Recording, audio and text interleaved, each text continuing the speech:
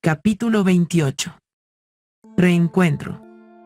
Fueron pasando las semanas en la mansión de los St. Clare y las olas de la vida volvieron a su ritmo, acostumbrado tras el hundimiento de la pequeña nave. Porque el curso duro, frío y aburrido de las realidades cotidianas sigue imperiosamente adelante haciendo caso omiso de nuestros sentimientos. Aún debemos comer, beber, dormir y despertar.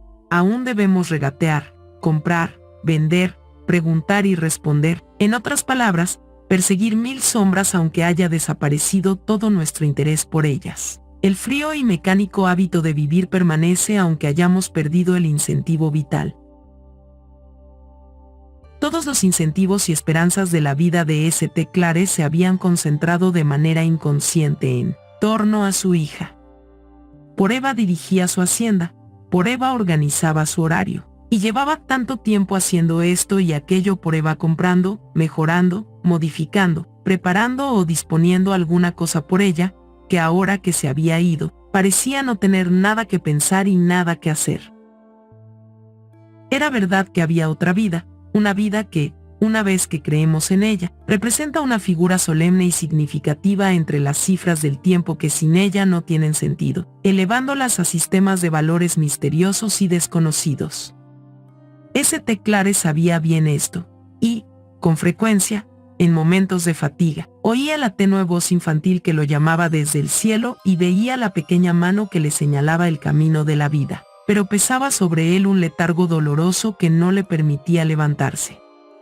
Tenía una de las naturalezas que conciben mejor las cuestiones religiosas desde sus propias percepciones e instintos que muchos cristianos prácticos y practicantes. El don para apreciar los matices más sutiles de las cuestiones morales y la sensibilidad para sentirlos a menudo son el atributo de aquellas personas cuya vida entera muestra una despreocupada negligencia hacia ellos. De ahí que Moore, Byron y Goethe a menudo utilicen palabras que describen con más sabiduría el verdadero sentimiento religioso que otro cuya vida es regida por él. Para tales mentalidades, la negligencia hacia la religión es una traición más terrible, un pecado más mortal.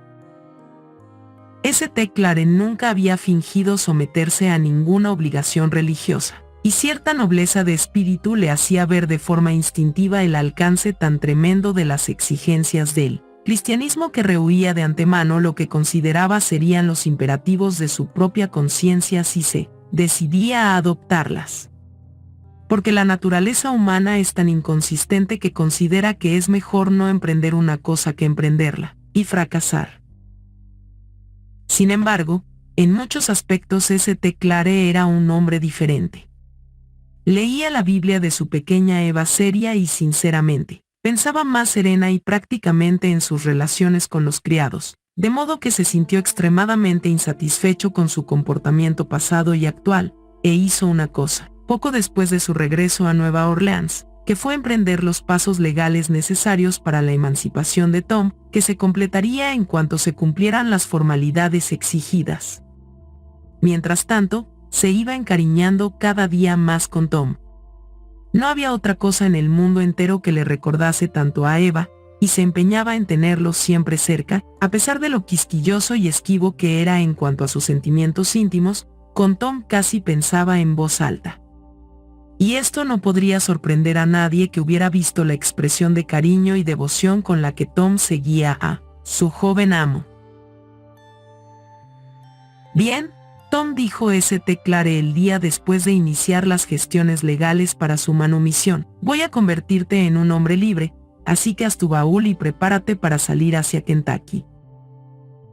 El súbito brillo de alegría del semblante de Tom al alzar las manos hacia el cielo y sus enfáticas palabras, bendito sea el Señor, más bien perturbaron a St. Clare. No le gustaba que Tom estuviese tan dispuesto a dejarlo.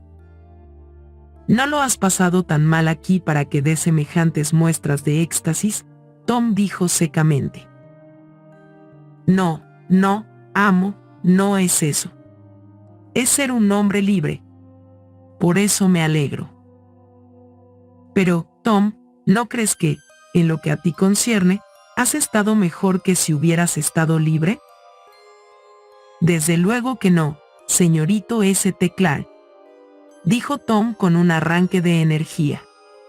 «Desde luego que no».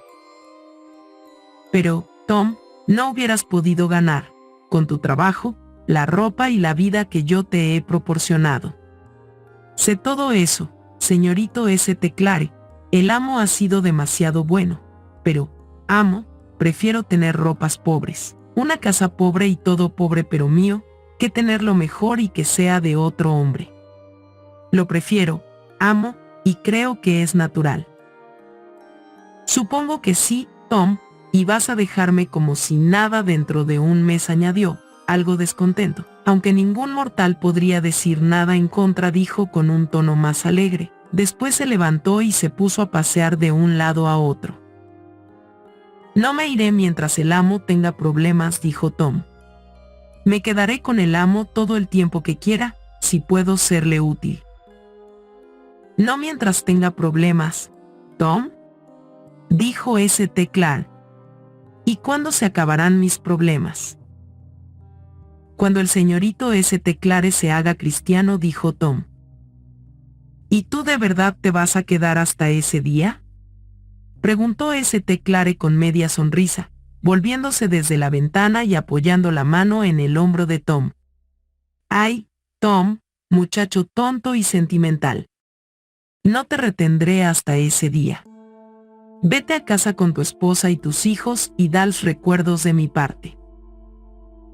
«Tengo fe en que ese día vendrá», dijo Tom, serio y con lágrimas en los ojos. «El Señor tiene una misión para el amo». «¿Con qué una misión, dijo St. Clark. «Vamos, Tom, dame tu opinión sobre qué clase de misión es. Cuéntamelo». «Pues, incluso un pobre hombre como yo tiene una misión del Señor, y el señorito St. Clark, que tiene educación y riqueza y amigos, ¿cuántas cosas podría hacer por el Señor?» «Tom, pareces pensar que el Señor necesita que le hagan muchísimas cosas», dijo St. Clark con una sonrisa. «Hacemos por el Señor lo que hacemos por sus criaturas», dijo Tom. «Buena teología, Tom, mejor de lo que predica el reverendo B, me atrevo a afirmar», dijo St. Clark. El anuncio de una visita interrumpió su conversación en este punto. Mary St. Clark sentía la pérdida de Eva tanto como era capaz de sentir cualquier cosa, y, como era una mujer que tenía la facultad de contagiar su infelicidad a todos los demás, sus asistentes más directos tenían aún más motivos para lamentar la muerte de su joven ama, cuyas maneras cautivadoras y amables intercesiones habían servido tantas veces de escudo entre ellos y las exigencias tiránicas y egoístas de su madre. La pobre mami, sobre todo, cuyo corazón, apartado de todos sus lazos domésticos naturales, había encontrado consuelo en ese hermoso ser, estaba desconsolada. Lloraba día y noche y el exceso de pena la hacía menos diestra y alerta que de costumbre en sus cuidados de su ama, lo que atraía un tormento constante de insultos sobre su cabeza indefensa. La señorita Ophelia sentía su falta, pero su pena dio frutos en su corazón bondadoso y honrado preparándola para la vida eterna. Estaba más suave, más afectuosa, y aunque era igual de perseverante en sus obligaciones, las realizaba con un aire purificado y sereno, como alguien que saca buen provecho de lo que le dicta el corazón. Ponía más esmero en la instrucción de Tapsy, enseñándole principalmente con la Biblia. Ya no rehuía el contacto con ella ni manifestaba una repugnancia mal reprimida, puesto que no la sentía. La miraba ahora a través del filtro suavizante que la mano de Eva puso ante sus ojos por primera vez, y ahora solo la veía como una criatura inmortal que Dios le había enviado para que la guiara hasta la gloria y la virtud. Tapsy no se convirtió en santa inmediatamente, pero la vida y la muerte de Eva obraron un profundo cambio en ella. Había desaparecido su tenaz indiferencia, dando lugar a la sensibilidad, la esperanza, el deseo y la búsqueda del bien. Una búsqueda irregular, interrumpida y a menudo suspendida, pero luego renovada. Un día, cuando la señorita Ophelia mandó llamar a Tapsy, acudió guardando algo apresuradamente en su seno. ¿Qué haces, sinvergüenza? ¿Has robado algo? Estoy segura, dijo la imperiosa Rosa, que había ido a buscarla, cogiéndole rudamente del brazo. Marched, señorita Rosa, dijo Topsy, librándose, no es asunto tuyo. No me contestes, dijo Rosa. Te he visto ocultar algo. Conozco tus tretas, y Rosa le agarró del brazo e intentó meter la mano en su corpiño, mientras Topsy, enfurecida, pataleaba y luchaba valientemente por lo que consideraba eran sus derechos. El estruendo y la confusión de la batalla atrajeron a la señorita Ophelia y a St. Clare al lugar. «Ha robado», dijo Rosa. «No es cierto», vociferó Topsy, sollozando con pasión. «Dame eso, sea lo que sea», dijo la señorita Ophelia con decisión. Topsy vaciló, pero, a la segunda orden, sacó del corpiño un pequeño paquete envuelto en el pie de una vieja media. La señorita Ophelia lo abrió. Era un libro pequeño que Eva había regalado a Topsy, que contenía un solo versículo de las Sagradas Escrituras para cada día del año, y, envuelto en un papel, el rizo que le había entregado el día inolvidable en el que se había despedido para siempre. A St. Clare le afectó mucho verlo. El libro estaba envuelto en una larga tira de crespón negro, arrancada del crespón de luto del funeral. «¿Por qué has envuelto el libro con esto?», preguntó St. Clare, levantando el crespón. «¿Por qué? Porque era de la señorita Eva». «Ay, no me los quiten, por favor», dijo y, cayéndose sentada en el suelo, se cubrió la cabeza con el delantal y rompió a llorar con vehemencia. Era una extraña mezcla de patetismo y ridículo, la media vieja, el crespón negro, el libro de texto, el rubio y suave rizo y la absoluta congoja de Topsy. St. Clare sonrió, pero tenía lágrimas en los ojos cuando dijo: «Vamos, vamos, no llores, te los puedes quedar», y juntando las cosas, las echó en su regazo y llevó a la señorita al salón con él. «Realmente creo que podrás conseguir algo en esta empresa», dijo, señalando con el pulgar por encima del hombro. «Cualquier persona capaz de sentir verdadera pena es capaz de hacer el bien. Debes intentar hacer algo con ella». «La niña ha mejorado mucho», dijo la señorita Ophelia. «Tengo grandes esperanzas para ella, pero», Augustín dijo, apoyando la mano en su brazo, «quiero preguntarte una cosa. ¿De quién será esta niña, tuya o mía?» «Pero si yo te la di a ti», dijo Augustín. «Pero no legalmente. Quiero que sea mía según la ley», dijo la señorita Ophelia. «Vaya, prima», dijo Augustín. «¿Qué pensará la sociedad abolicionista? Tendrán que pasar un día de ayuno por este resbalón, si tú te conviertes en dueña de una esclava». «Tonterías.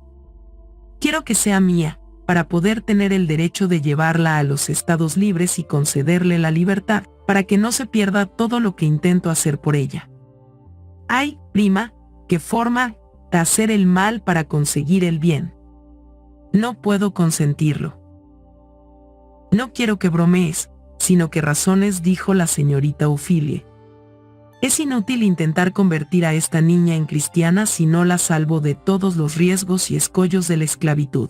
Y si estás realmente dispuesto a que me la quede, quiero que me hagas una escritura de donación u otro documento legal». «Bueno», dijo St. Clare, «lo haré», y se sentó y desdobló un periódico para leerlo. «Pero quiero que lo hagas ahora», dijo la señorita Ophelia. «¿Qué prisa tienes?» «Porque no hay ningún momento como el presente para hacer las cosas», dijo la señorita Ophelia. «Vamos. Aquí tienes papel, pluma y tinta, escribe el documento». St. Clare, como la mayoría de los hombres de su clase y mentalidad, odiaba cordialmente el tiempo presente de las acciones, por regla general. Por lo tanto, se sintió bastante molesto por la franqueza de la señorita Ophelia. «¿Por qué? ¿Qué pasa?», preguntó. «¿No crees en mi palabra?». Se diría que te han dado lecciones los judíos por tu forma de atacar a un hombre. Quiero asegurarme de ello, dijo la señorita Ophelia. Tú puedes morirte, o arruinarte, y a Tapsi la llevarían a subasta a pesar de todos mis esfuerzos. Eres realmente bastante prudente. Bien, ya que estoy en las manos de una yankee, no tengo otra opción que consentir y St. Clare redactó rápidamente una escritura de donación, que, puesto que era muy ducho en cuestiones jurídicas, pudo hacer sin dificultad, y la firmó con irregulares mayúsculas, rematándola con una enorme rúbrica. Ahí lo tienes por escrito, señorita Vermont, dijo al entregársela. Buen chico, dijo la señorita Ophelia sonriendo.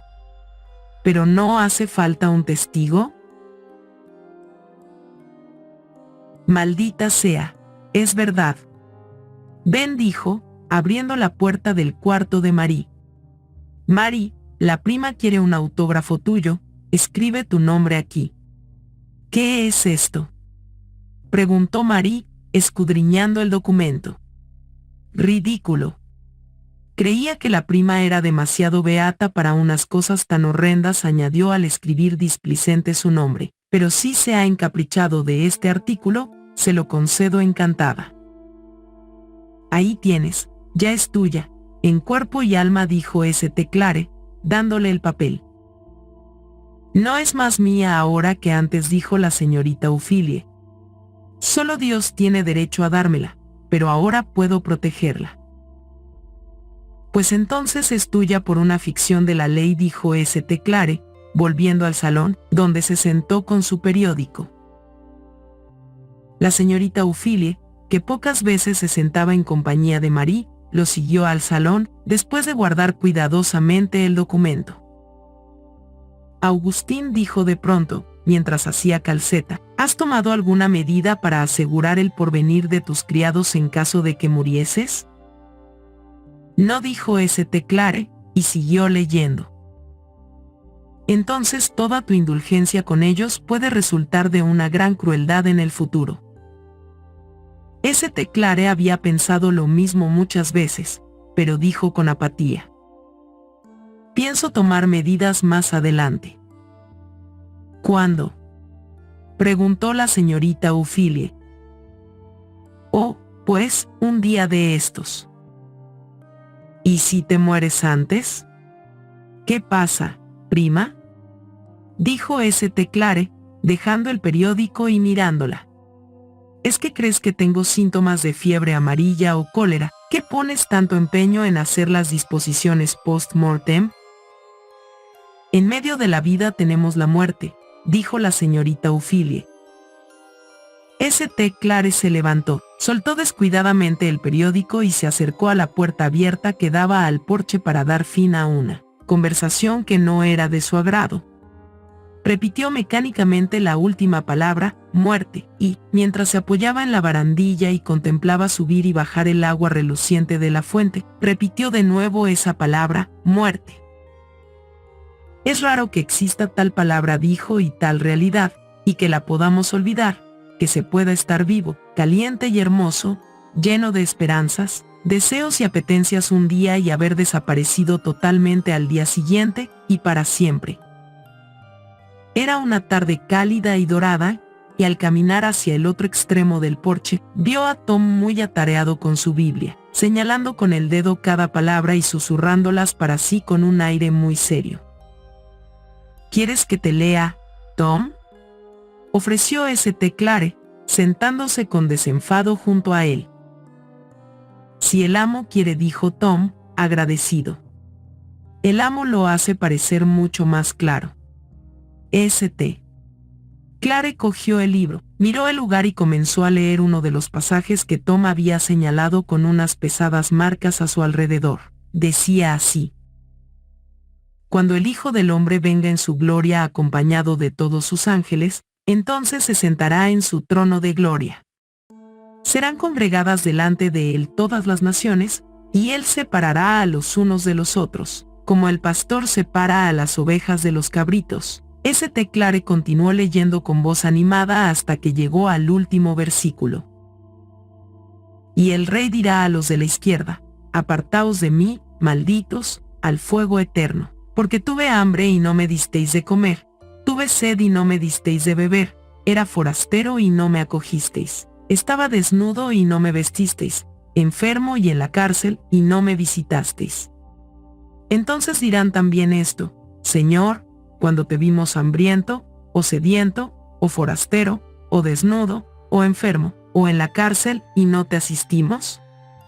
Y él entonces les responderá diciendo: en verdad os digo que cuando dejasteis de hacer eso con uno de estos más pequeños de mis hermanos, también conmigo dejasteis de hacerlo. A St. Clare pareció impresionarle este último pasaje, porque lo leyó 2 veces, la segunda vez despacio, como si estuviera dando vueltas a las palabras en su mente. Tom dijo: estas personas a las que castiga tan duramente parecen haber hecho exactamente lo mismo que yo, vivir unas buenas vidas fáciles y respetables, no preocupándose de enterarse de cuántos hermanos pequeños tienen hambre o sed o están enfermos o en la cárcel. Tom no contestó. St. Clare se levantó y paseó pensativo de un extremo del porche al otro, con apariencia de haberse olvidado de todo, absorto por sus propios pensamientos. Estaba tan absorto que Tom le tuvo que avisar 2 veces que había sonado la campana para el té antes de captar su atención. St. Clare estuvo ausente y pensativo durante toda la hora del té. Después del té, él, Mary y la señorita Ophelia tomaron posesión del salón casi en silencio. Mary se colocó en un sofá bajo un sedoso mosquitero y pronto estuvo profundamente dormida. La señorita Ophelia se ocupó en silencio de su calceta. St. Clare se sentó al piano y comenzó a tocar un movimiento dulce y melancólico con el acompañamiento del viento. Parecía hallarse en profunda meditación y estar monologando consigo mismo a través de la música. Después de un rato, abrió uno de los cajones, sacó un viejo libro de música cuyas páginas estaban amarillentas por el tiempo y empezó a pasar las hojas. Ahí tienes, dilo a la señorita Ophelia, este era uno de los libros de mi madre, y esta es su letra, ven a mirarla. Copió y arregló esto del Requiem de Mozart. La señorita Ophelia le obedeció. Era algo que cantaba ella con frecuencia, dijo St. Clare. Es como si le estuviera oyendo ahora. Tocó unos acordes majestuosos y empezó a cantar la magnífica pieza en latín, el Dies Irae. A Tom, que escuchaba desde el porche exterior, la música le hizo acercarse a la misma puerta, donde permaneció muy serio. No comprendía la letra, por supuesto, pero la música y la forma de cantar parecían afectarle muchísimo, sobre todo cuando St. Clare cantaba las partes más tristes. A Tom le habría emocionado más si hubiera comprendido el significado de las hermosas palabras. Recordare Jesús pie quod sum causa tuae viae no me perdas. Illa die querens me sedisti laces redimisti crucem paces tantus labor non sit casus. St. Clare dio a las palabras una expresión profunda y triste. Parecía que se hubiera retirado el tupido velo de los años y pudiera oír la voz de su madre acompañando la suya. Tanto la voz como el instrumento parecían estar vivos y emitían con vívida compasión la melodía que el etéreo Mozart concibiera inicialmente como su propio requiem fúnebre. Cuando St. Clare dejó de tocar, permaneció unos momentos con la cabeza apoyada en las manos y después empezó a caminar arriba y abajo. Qué sublime concepción la del juicio final, dijo, subsanar los males de los siglos, solucionar todos los problemas morales con una sabiduría irrefutable. Desde luego es una imagen maravillosa. A nosotros nos da miedo, dijo la señorita Ophelia. A mí también debería dármelo, supongo, dijo St. Clare, deteniéndose pensativo. Esta tarde le he leído a Tom el capítulo de San Mateo que lo describe, y me ha impresionado mucho. Habría esperado unas acusaciones de tremendos crímenes como motivo para excluir del cielo a las personas, pero no, se les condena por no hacer el bien activamente, como si ese hecho incluyera todos los males posibles. Quizás, dijo la señorita Ophelia, sea imposible que una persona que no haga el bien evite hacer el mal. ¿Y qué dijo St. Clare, abstraído pero con sentimiento, que se puede decir de aquel cuya educación y las necesidades de cuya sociedad han llamado en vano para que cumpla algún noble propósito, que ha ido a la deriva como espectador neutral de las luchas, sufrimientos y crímenes de la humanidad, cuando hubiera debido ser un trabajador? Yo creo, dijo la señorita Ophelia, que debe arrepentirse y empezar ahora. Siempre tan práctica y directa al grano, dijo St. Clare, con una sonrisa iluminándole la cara. Nunca me dejas tiempo para hacer reflexiones generales, prima, siempre me presentas de frente el momento actual. Tienes una especie de ahora eterno siempre en la mente. Ahora es el único momento que me interesa, dijo la señorita Ophelia.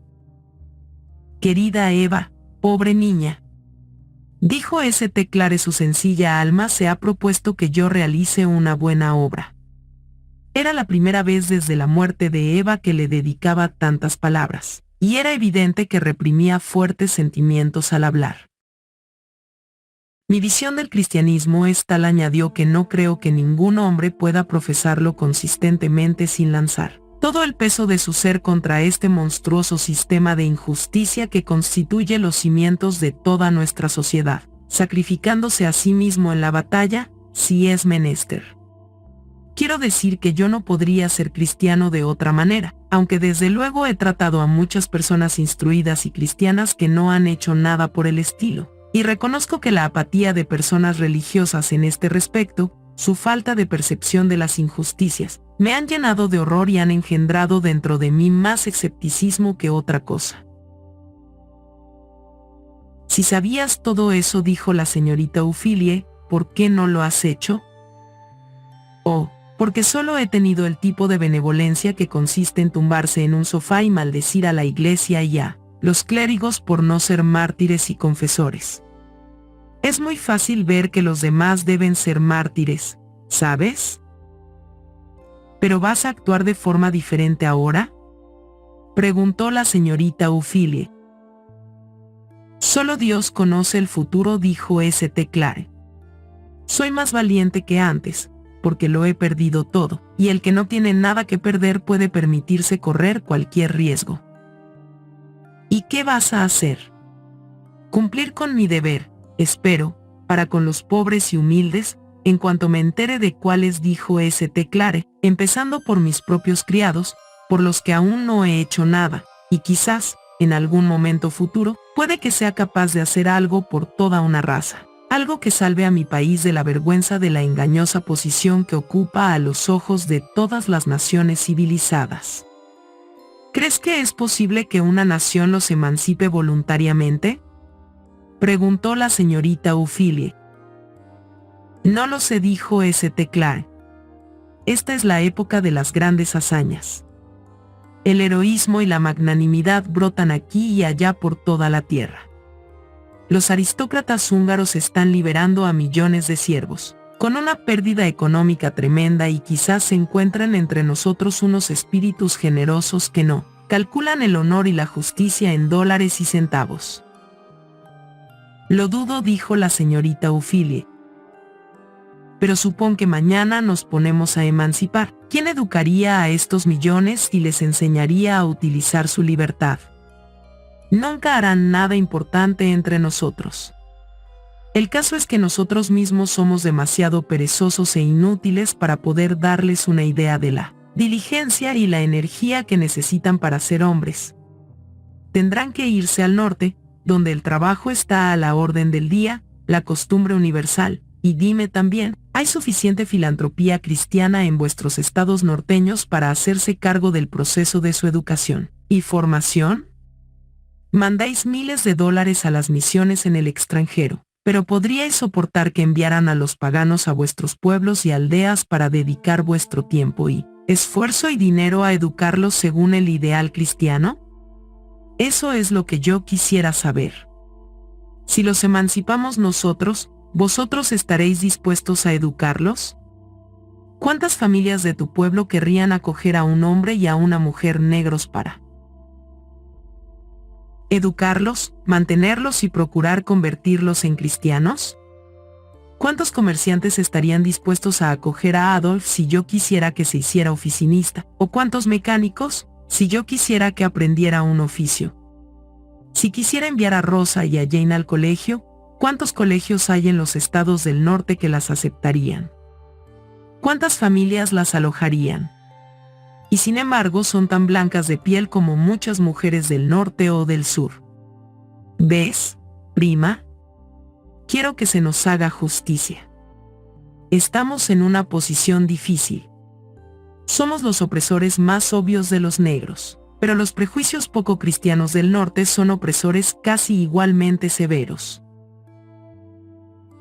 Bien, primo, sé que es así, dijo la señorita Ophelia. Sé que ese era mi caso hasta que vi que era mi deber superarlo, pero estoy segura de haberlo superado. Y sé que hay muchísimas buenas personas en el norte a las que solo hay que enseñar cuál es su deber para que lo cumplan.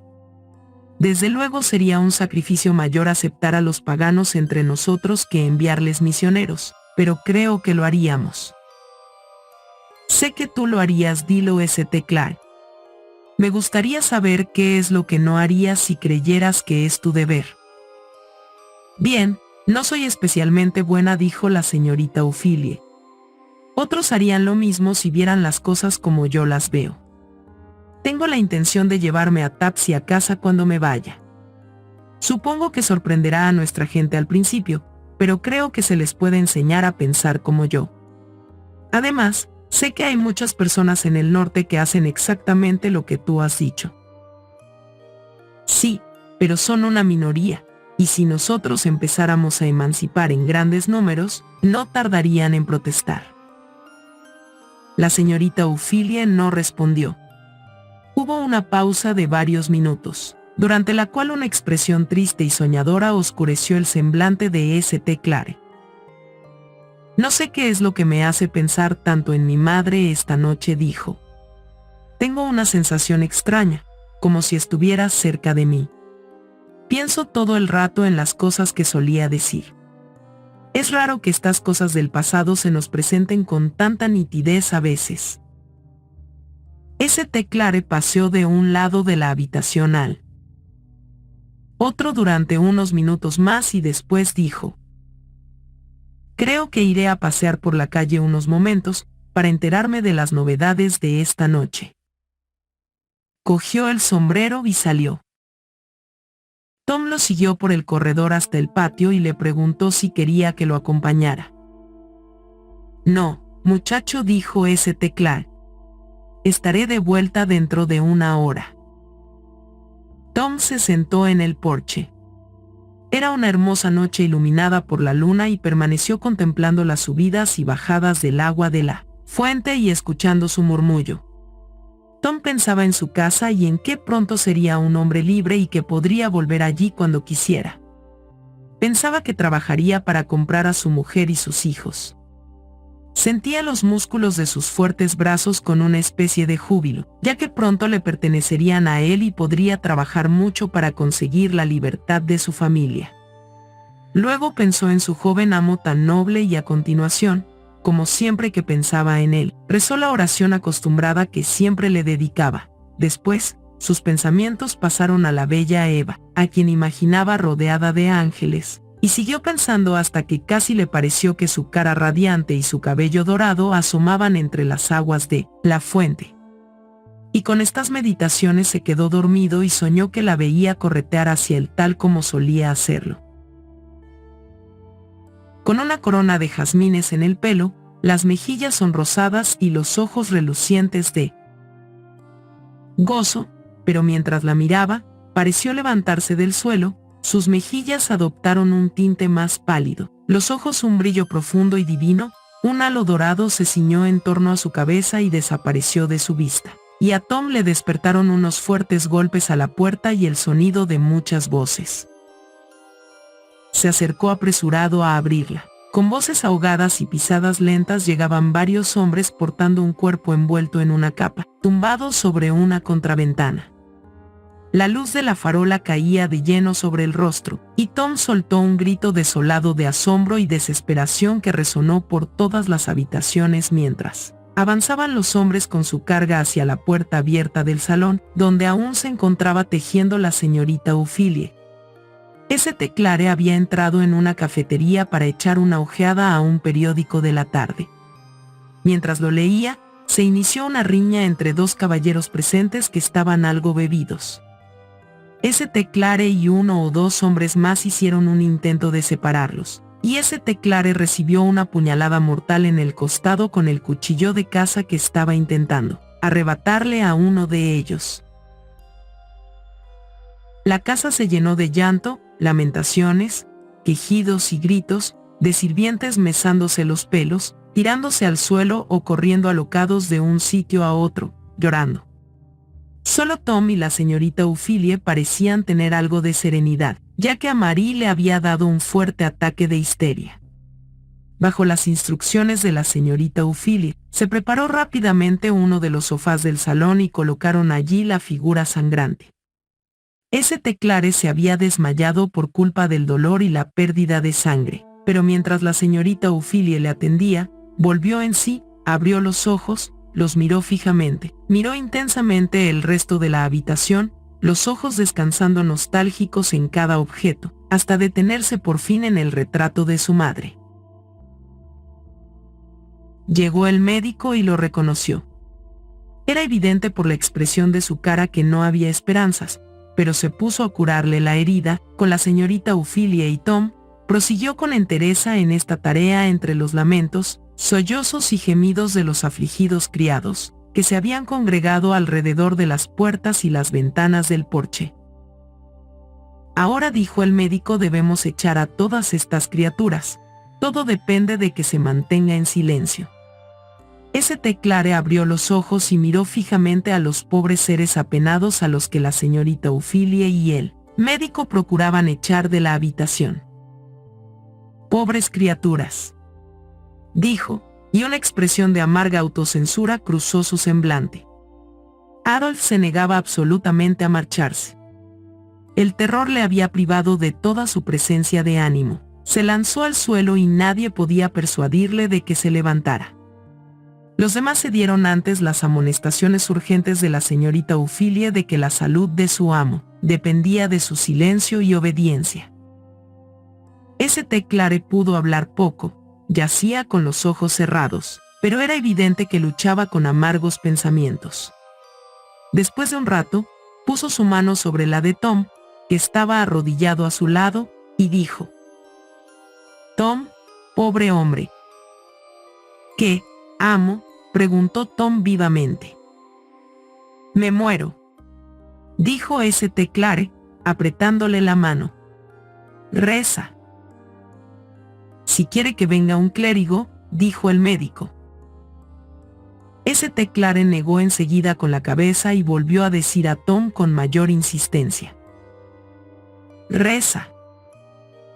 Y Tom rezó con toda su mente y todas sus fuerzas por el alma que se iba, el alma que parecía mirar tan fija y tristemente desde aquellos grandes ojos melancólicos y azules.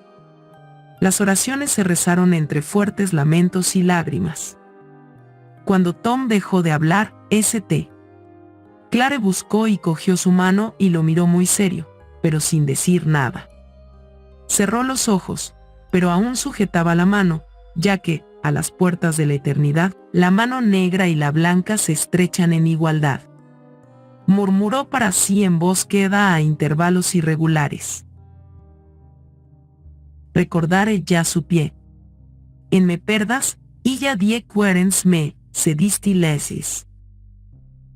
Era evidente que las palabras que hubiera cantado aquella tarde acudían a su mente, palabras de súplica dirigidas a la misericordia infinita. Sus labios se movían a ratos y fragmentos del himno salían chapurreados. «La mente le empieza a divagar», dijo el médico. «No, vuelvo a casa, por fin», dijo St. Clare con energía. «Por fin, por fin». El esfuerzo de hablar lo agotó. Cayó sobre él la palidez de la muerte, pero con ella, como si se escapara de las alas de algún espíritu misericordioso, cayó una bella expresión de paz, como la de un niño cansado cuando duerme. Así se quedó durante algunos momentos. Vieron que lo tocaba la mano de Dios.